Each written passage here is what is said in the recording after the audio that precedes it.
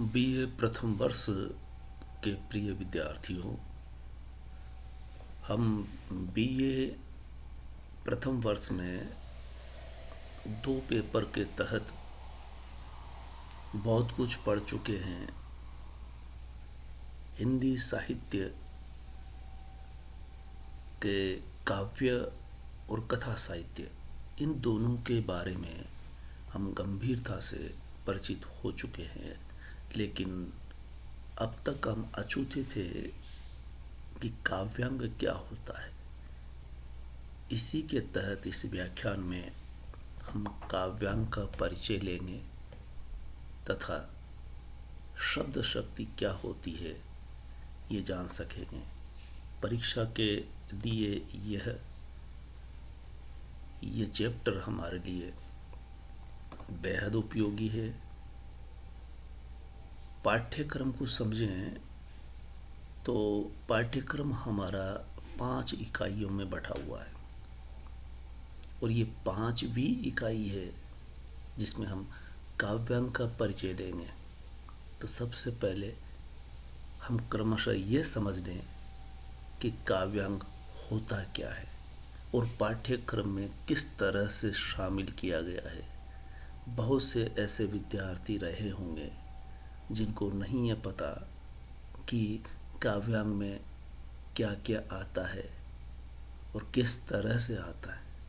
तो सबसे पहले हम काव्यांग की सीमा और हदें पहचान लें कि हमारी इकाई 5 में काव्यांग के बतौर क्या क्या लिया गया है और कितना लिया गया है। तो सबसे पहले आता है शब्द शक्ति। शब्द शक्ति के तहत आप शब्द शक्ति की पहचान करेंगे। शब्द शक्ति कितनी होती है ये पहचान सकेंगे। तो इसमें शब्द शक्ति में आता है अभिधा, लक्षणा, व्यंजना। अगला काव्य गुण। काव्य के गुण होते हैं और गुण में भी 3 गुण होते हैं: माधुर्य, ओज, प्रसाद। अब जब शब्द शक्ति से परिचित हो जाएंगे, काव्य गुणों से भी, तो अगला आता है काव्य दोष। अब आप देखेंगे कि काव्य गुण भी होते हैं तो काव्य में दोष भी होते हैं। दोष में कुछ इस तरह के होंगे, कुछ आप पहले से परिचित है, कुछ इस तरह के शब्द है जिसका भी हम पहचान करवाएंगे। श्रुति कटुत्व, सुनने में जो कर्ण कटु लगे। च्युत संस्कृति, जो संस्कृति के विपरीत जाता हो। क्लिष्टत्व, जो सुनने में नहीं समझने में भी परेशानी खड़ा करता हो। ग्राम्यत्व भी दोष है। ये संस्कृत से संबंधित काव्यांग है, यानी जो देहाती शब्द होंगे यकायक अगर काव्य में आ गए तो वो भी दोष कहलाएंगे। और ये तो हमेशा से घोषित रहा है। अश्लीलता फैलाने वाले ऐसे शब्द जिसमें जैसे गाली देना, ये अगर सीधे सीधे काव्य में आ गए तो ये काव्य दोष की श्रेणी में गिने जाएंगे। अक्रमत्व, जो क्रमभंग करता हो। दुष्क्रमत्व, पुनरुक्ति से मतलब जो बार बार चला आता हो। ये आपने देखा होगा पुनरुक्ति दोष अभी हाल ही में सुदामा और कृष्ण खंड काव्य के बतौर सुदामा चरित जो आपने पढ़ा, उसमें पुनरुक्ति दोष के दोहे और कुछ छंद जिनमें पुनरुक्ति बार बार किसी शब्द की होती है। जैसे चौकी शब्द उसमें बार बार आया है। कितनी बार आया है कि वो पाठक को एक तरह का दोष लगता है। तो इस तरह से ये काव्यांग परिचय में सबसे पहले शब्द शक्ति, काव्य गुण, काव्य दोष, ये तीन से एक साथ आपके सामने मैंने पेश किए। तो सबसे पहले शब्द शक्ति से मतलब हुआ कि शब्द के बिना कुछ नहीं हो सकता, एक कदम भी नहीं चल सकते।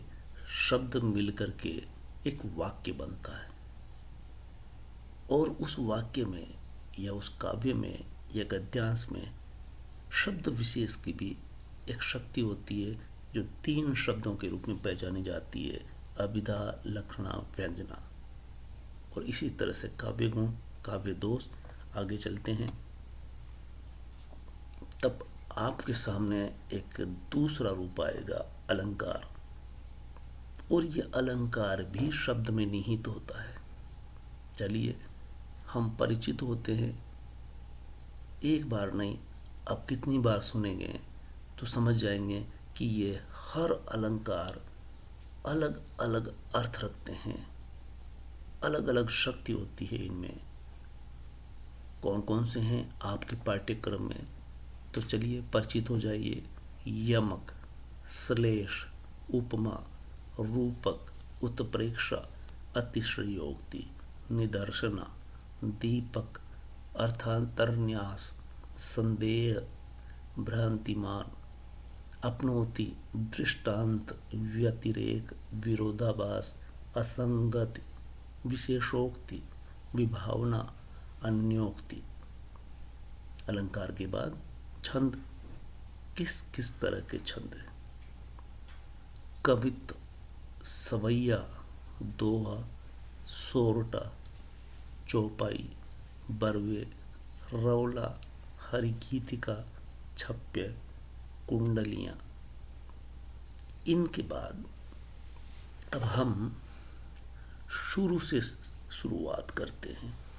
तो पहला हमारा काव्य परिचय के बतौर सबसे पहले हमें परिचित होना है शब्द से और शब्द की शक्ति पहचानना है।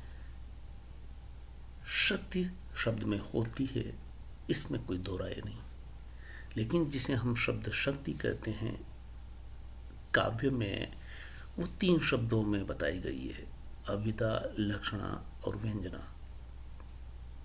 सबसे पहले इसकी परिभाषा के बतौर हम समझे तो देखिए किस तरह से इसकी परिभाषा में इसे शब्दबद्ध किया गया है कि जिस शब्द के अर्थ से शब्द शक्ति का बोध हो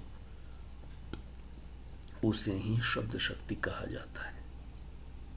यानी हर शब्द में अलग अलग शक्ति होती है, अलग अलग अर्थ होता है और अर्थ भी किस तरह का होता है इससे आप परिचित होंगे कि ये तीनों शक्तियां अलग अलग पहचानी जाती हैं। परिभाषा से इतना समझ लेने के बाद शब्द की शक्ति उसकी अर्थवत्ता में निहित होती है। यानी हर शब्द का कोई न कोई अर्थ होता है, कोई न कोई मतलब होता है। बिना मतलब के शब्द निरर्थक कहलाता है। सार्थक तभी होगा जब उसका कोई अर्थ होता है, यानी उसमें कोई अर्थवत्ता होगी। तो किसी भी शब्द को आप देख लीजिए, किसी भी शब्द में 2 बातें निहित होती है। सबसे पहले उसके मूल में वर्णित, अगर मूल रूप से देखें तो वर्णों का समूह है। जैसे कोई भी शब्द ले लीजिए, मसलन कमल, तो कमल 3 वर्णों से मिलकर के बना है, क, म, ल। इस तरह से हुआ कमल। 3 वर्ण मिलकर के कमल बनाते हैं। कमल एक फूल होता है, फूल का बोध कराता है। एक निश्चित शब्द और निश्चित चीज का इंगित कर रहा होता है। तो पहले वो वर्णों का समूह कहलाता है, दूसरे में उसका कोई न कोई अर्थ जरूर होगा, अन्यथा निरर्थक होगा। शब्द का महत्व होता है और शब्द का महत्व